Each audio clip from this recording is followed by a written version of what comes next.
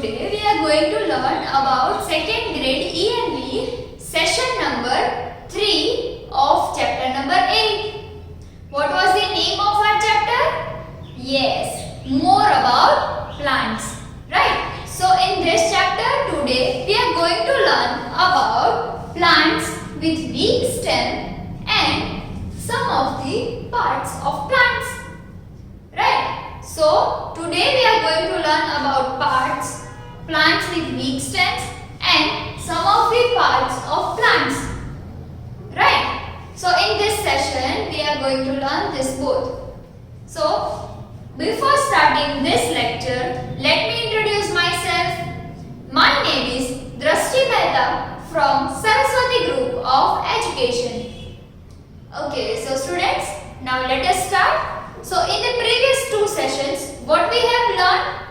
We have learned in the first session we have learned. That means કે first session માં આપણે શું learn કર્યું હતું? Vocabulary words and keywords. Yes, vocabulary words આપણે learn કર્યા હતા. બહુ બધા તમે લખ્યા હતા. Yes, and keywords learn કર્યા હતા. Then in the next lecture, that means કે આની પહેલાનો second lecture.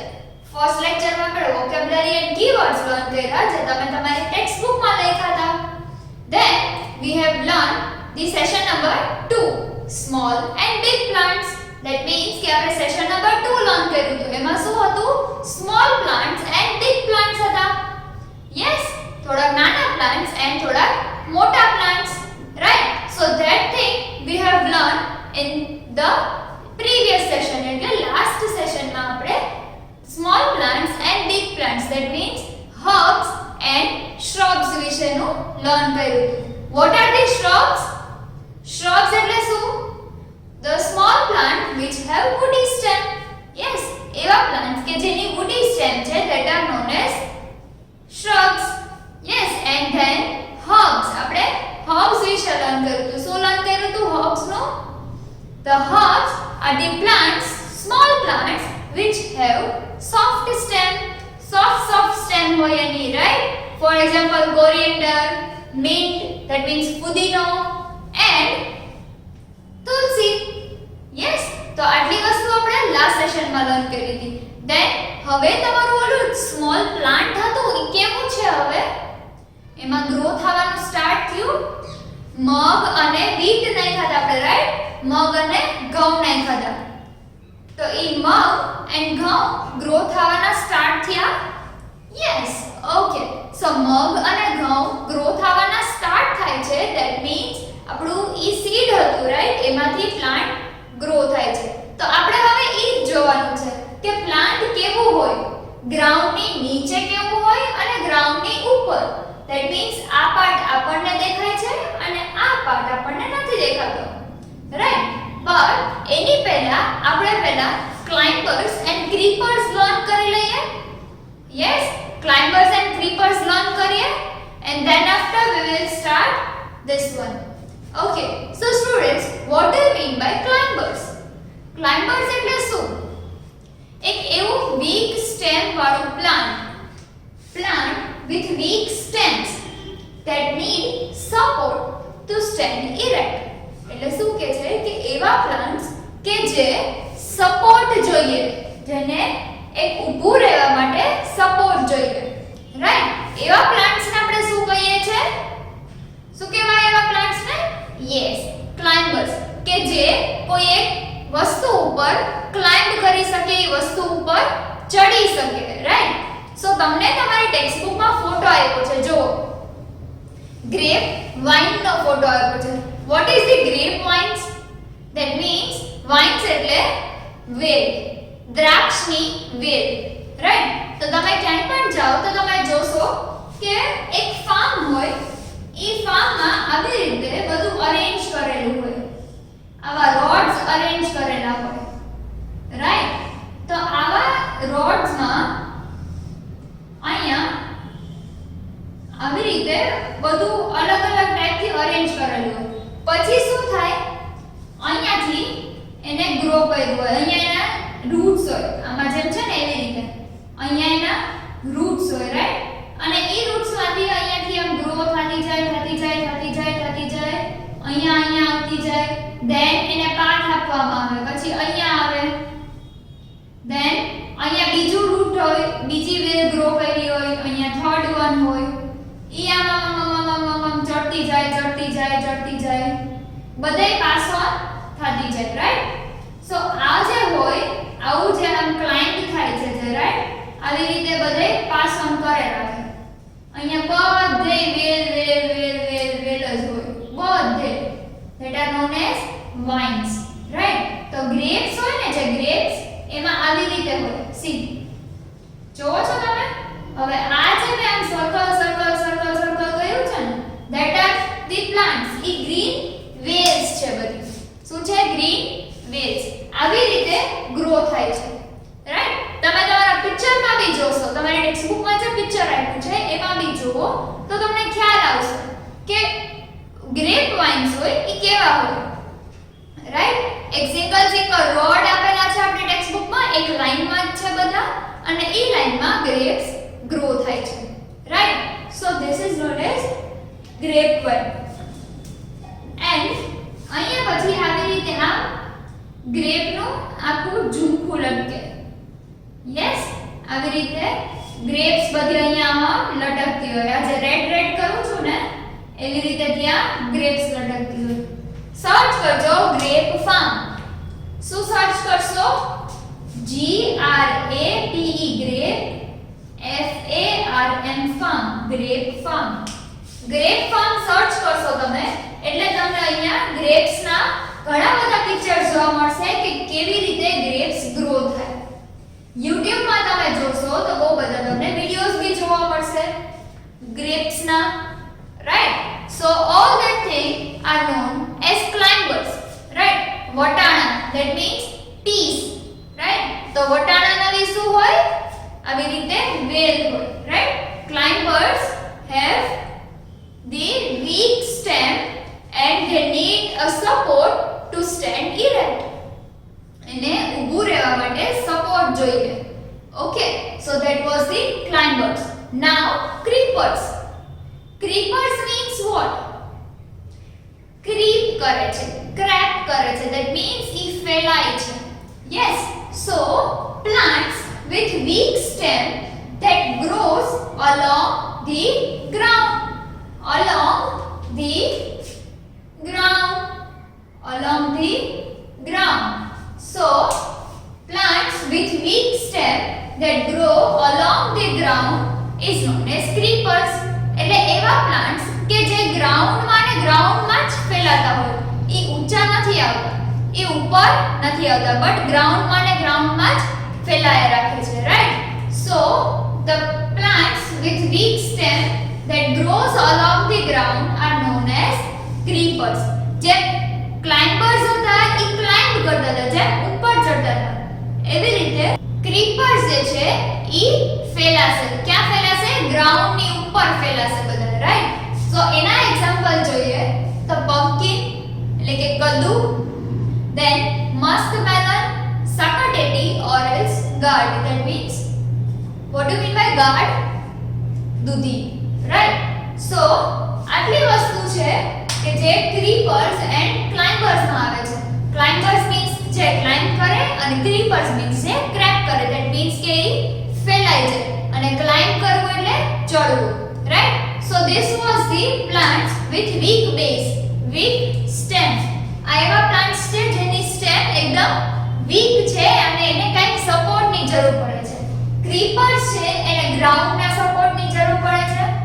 યસ, એન્ડ જે ક્લાઇમ્બર્સ છે એ રોડની જરૂર પડે છે, right? So this was the plants with weak stem. Now coming up to the parts of plants. એટલે plant ના part ઉપર આવે. So plants ને તમે અહીંયા જોવો છો, આ એક plant છે, રાઈટ? આ એક plant છે. તો આ plant માં કેટલા બધા parts છે જોવો છો તમે? કેટલા બધા parts છે, રાઈટ? So આ parts ને આપણે જોવાના છે કે plant ના કેટલા કેટલા parts છે. First one is a leaf.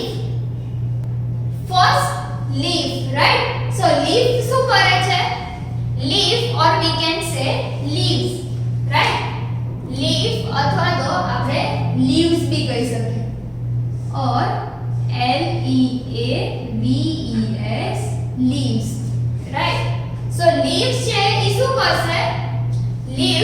will make food for the plant. Plant ને પણ ખાવાનું જોઈએ. So it will make food for the plant in the presence of sunlight, એટલે કે sunlight સૂર્યપ્રકાશ, air that means હવા, and water. Water means પાણી. આપણે પાણી પીવડાવીએ ને પ્લાન્ટ્સ ને. મેં તમને કીધું તું સ્પ્રિંકલ કરજો અને પાણી છાંટજો. then ખુલ્લી હવામાં રાખજો, ડાર્ક રૂમમાં નહીં રાખતા. અને તમને એ બી કીધું તું કે થોડી વાર એને સનલાઇટમાં મૂકી રાખજો. બહુ ઈ બળી ન જાય એવી રીતે આછી સનલાઇટમાં. સો દીદીએ તમને એવું શું કામ કીધું તું? બીકોઝ જે લીવ્સ છે ઈ પોતાનો ફૂડ બનાવે છે, right? Leaves makes its own food. જે પ્લાન્ટ છે ઈ પોતાનું ફૂડ પોતાની મેળે બનાવે છે. તો અહીંયા ખાલી તમે એટલું જ સમજો કે લીવ્સ નું ફંક્શન શું છે? લીફ નું કામ શું છે? ખાવાનું બનાવવાનું. ખાવાનું શેમાંથી બનાવવાનું? એર, વોટર અને સનલાઇટ માંથી. ઓકે, એર, વોટર અને સનલાઇટ. ઓકે, નાઉ નેક્સ્ટ વન, ફ્લાવર. લીફ થઈ ગયું, હવે આવ્યું ફ્લાવર. ફ્લાવર નું શું ફંક્શન છે?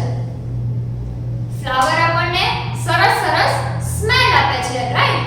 સો આ ફ્લાવર છે એ ફ્લાવર માંથી ફ્રૂટ્સ બને છે. ફ્લાવર માંથી ફ્રૂટ બને છે. સી, આ જે છે બ્લુ કલર ના શું છે? અહીંયા ફ્લાવર્સ છે બધા, રાઈટ? સો આ જે છે એ ફર્સ્ટ સ્ટેજ ઓફ ફ્લાવર છે. That is known as bud. Flower bud. B U D bud. B U D bud. That means flower bud. એટલે આપણે શું કહીએ છીએ એને? કળી, રાઈટ? ફૂલની કળી. સો this is the first stage of flower. Flower આવી રીતે ધીમે ધીમે કળીમાંથી ગ્રો થાય, ઈ ખીલે. પછી શું થાય? ઈ જે ફ્લાવર છે એમાંથી ફ્રૂટ્સ બને. શું બને છે? ફ્લાવરમાંથી ફ્રૂટ બને છે. અને ઈ ફ્રૂટની અંદરથી બહુ બધા સીડ્સ નીકળે છે. યસ, ઈ ફ્રૂટની અંદરથી શું થાય? બહુ બધા સીડ્સ નીકળે છે. હવે ઈ જે સીડ્સ છે એને ફરી પાછા આપણે ગ્રો કરીએ, તેમાંથી ફરી પાછું પ્લાન્ટ ઉગી જાય છે. ઓકે, સો અહીંયા આપણને એક જ વસ્તુ યાદ રાખવાની છે કે ફ્લાવરમાંથી ફ્રૂટ્સ બને છે અને ફ્રૂટ્સમાંથી બહુ બધા સીડ્સ નીકળે છે, રાઈટ? અમુક ફ્રૂટ એવા હોય જેને એક જ સીડ હોય. અમુક ફ્રૂટ્સ એવા હોય કે જેને બહુ બધા સીડ્સ હોય. અમુક ફ્રૂટ એવા હોય કે જેનામાં સીડ્સ જ ન હોય, રાઈટ?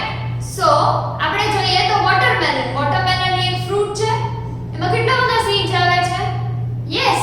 ધેન મેંગો જોઈએ તો મેંગોમાં આટલું મોટું સીડ આવે છે, રાઈટ? આપણે જે મેંગોનો ગોટલો કહીએ that is known as mango seed, right? તો મેંગો સીડ આટલું મોટું આવે છે. ધેન મેંગો સીડ પછી ચીકુ. તો ચીકુનું તો આટલું નાનું સીડ હોય. યસ.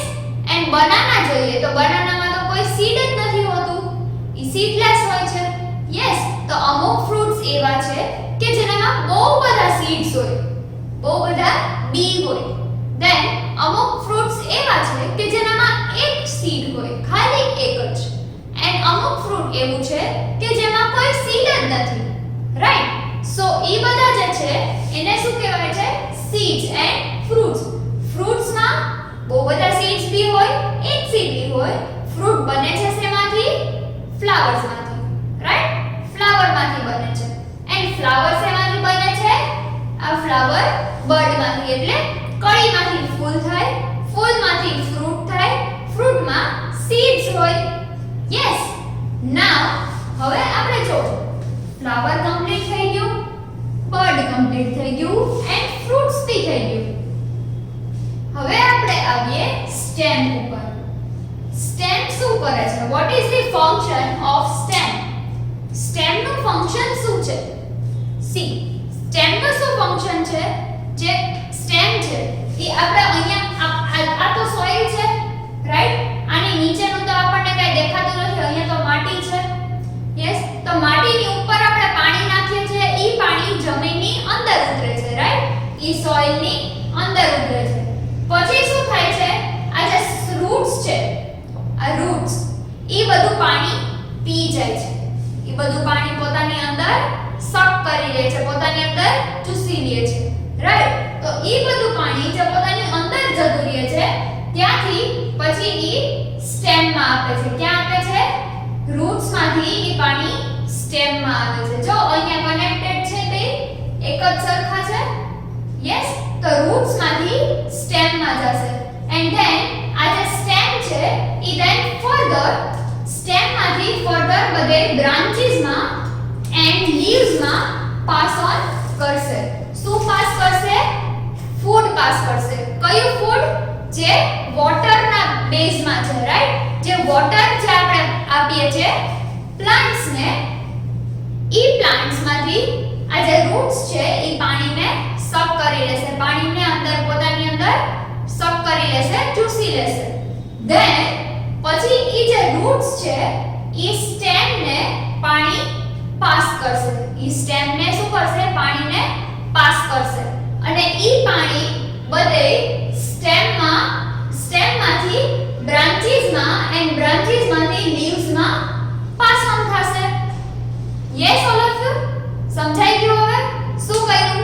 આપણે અહીંયાથી પાણી નાખ્યું તો એ બધું રૂટ્સ માં ગયું, રૂટ્સે પોતાનામાંથી પાણી ચૂસી લીધું, પછી ઈ બધું પાણી ફરી પાછું આમ ઉપર ગયું, ઉપર જઈને બધી બાજુ થોડું થોડું ડિવાઈડ થઈ ગયું, બધી બ્રાન્ચીસ માં આવ્યું, ઈ બ્રાન્ચીસે લીવ્સ ને આપ્યું, એટલે લીવ્સે એમાંથી શું બનાવ્યું?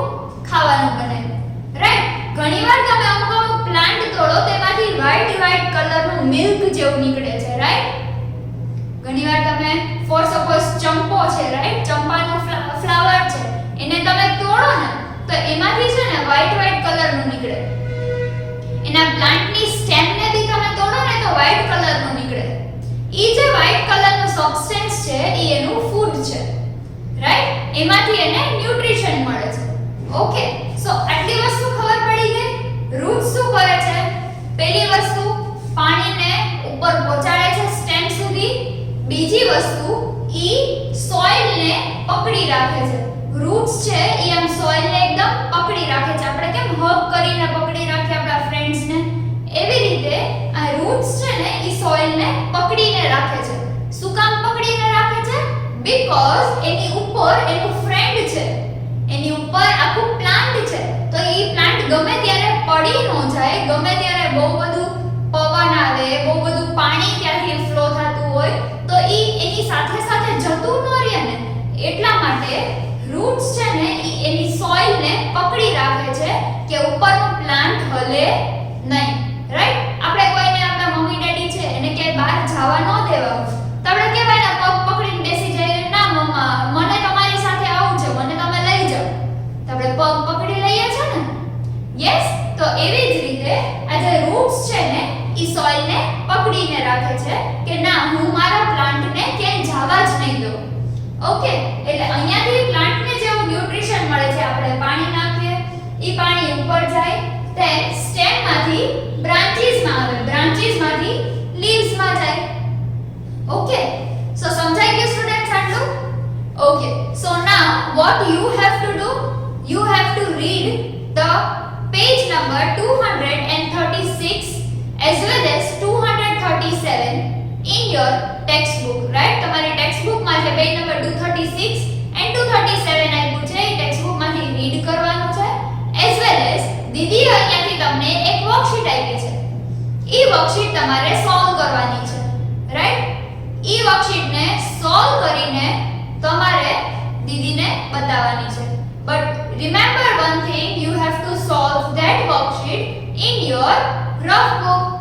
Okay students, so if you have any of the doubt then you can watch this video again so that you will be cleared by your doubts and you can solve the question answers as well as the worksheet which is given very easily, which is based on this lecture only. આ લેક્ચરમાં જ base હોય એવા જ questions પૂછાણા છે, જે દીદીએ તમને અત્યારે સમજાવ્યું હશે એવી ટાઈપના જ ક્વેશ્ચન્સ તમારી વર્કશીટમાં પૂછાણા છે. Complete it on time. ક્યાંય પણ ડાઉટ્સ લાગે ફ્રીક્વન્ટલી આસ્ક સમવન, કોઈને પણ પૂછી લેજો.